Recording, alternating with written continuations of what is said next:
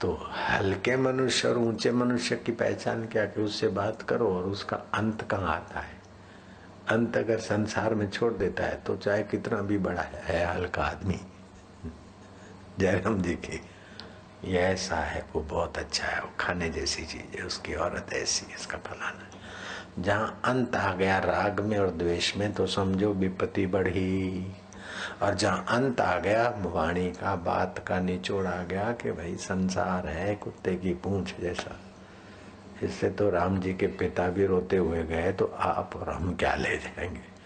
इसीलिए भाई संगी साथी चल गए सारे, कोई न निभ्यो साथ। कह नानक ये विपत में, ये विपत्ति है संसार। टेक कर रघुनाथ प्रभु, बिन फेरे हम तेरे तू तो संभाले रखी। कथा के नाम से पुजवाने की वासना न परेशान करे। लोगों के भले के नाम से कहीं संग्रह का भूत न लग जाए। किसको ठीक करने के भाव से चित्त में द्वेष न घुस जाए। अपने को ठीक रखने के बहाने से कहीं राग न घुस जाए। तू ही कर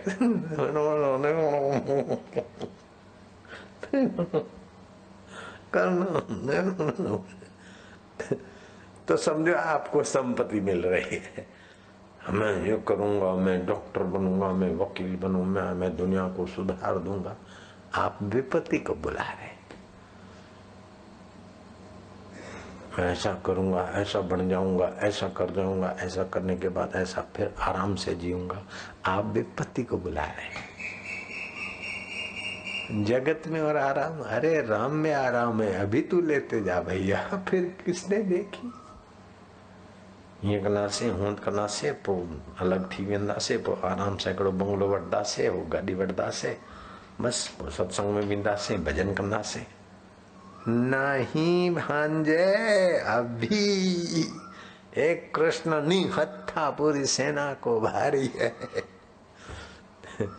पूरी सेना को जैसे कृष्ण भारी है, ऐसे पूरे संसार के लिए भी भगवान की भक्ति भारी है।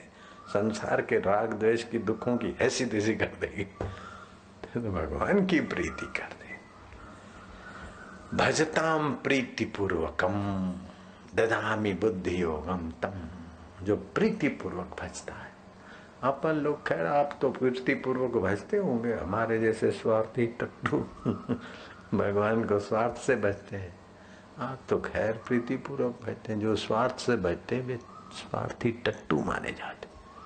जैसे टट्टू बोझा उठाने का लायक है, ऐसे जो भगवान को स्वार्थ से भजता है तो समझो वो बोझा मांगता है। संसार का बोझा मांग रहा है, बेटा नहीं इसलिए भजन कर रहा हूँ, मेरा नाम नहीं है इसलिए भजन कर रहा हूँ, मेरा आश्रम मेरे ये वो बना रहे इसलिए भजन करता हूँ। समझो बोझा चाहता है, टट्टू है अपना मन। नहीं, तू आनंद स्वरूप है, तू सुख स्वरूप है। और मैं तेरा अंश, जैसे जहां जैसे दरिया की तरंग दरिया दरिया के बिना कहाँ रहेगी, ऐसे मैं तेरे बिना नहीं रह सकता। इस भाव से भगवान का भजन करे तो फिर देहाध्यास गलित हो जाएगा। गलते देहाध्यासम, आद्य शंकराचार्य भगवान का अनुभव है। गलते देहाध्यासम विज्ञाते परमात्मनि, यत्र यत्र मनो जाति तत्र तत्र समाधया। देहाध्यास गलित हो जाएगा तो फिर जहां जहां मन जाएगा वहां समाधान समाधि, कोई फरियाद नहीं। जब फरियाद उठ रही है तो समझो आपका देहाध्यास जोरों का है। फरियाद उठ रही है, भय हो रहा है, चिंता हो रही है, द्वेष हो रहा है, कुछ करके दिखाने का भूत हावी है, तो समझो आप ईश्वर से दूर हो जा रहे हैं, दुर्भाग्य को आप बुला रहे हैं। बस ये बनूं वो बनूं, ये करके दिखाऊं वो करके दिखाऊं, हम ऐसा करूंगा ऐसा। अरे बोले बापू आप जी आपने इतना करके दिखाया तो हम भी कुछ करके दिखाए। हे भगवान, जो मैंने करके दिखाया उसका अभिनाश हो जा। जो मेरा किया हुआ हो अभिनाश हो। जो उसका किया हुआ हो उसकी मौज है। मैंने ये आश्रम नहीं बना, सच बोलता, मैंने नहीं किया, कोई भी आश्रम मैंने नहीं किया, लोगों ने बनाए, उसकी सत्ता से बन गए।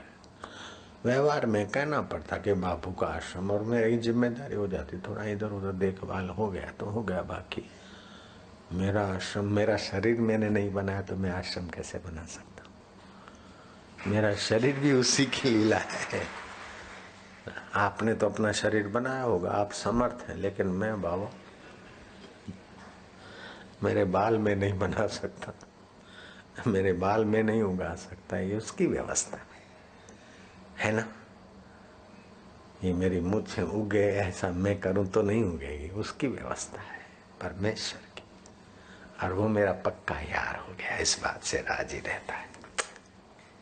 फिर मैं बोलूंगा मैं नहीं बनाया, ये शरीर क्या सारा ब्रह्मांड मेरा बनाया हुआ है। हमारी दोस्ती के हाथ ऐसे मिल जाते तो मैं कहूंगा अहम ब्रह्मास्मि, सब मेरा खेल है। चांद मैंने बनाया, सूरज मैंने बनाया, तुम तो अभी पैदा हुए। अरे बोले शरीर पैदा अभी हुआ, मैं तो अनादिकाल से बनाकर छोड़ा और व्यवस्था कर रहे हैं। बोलो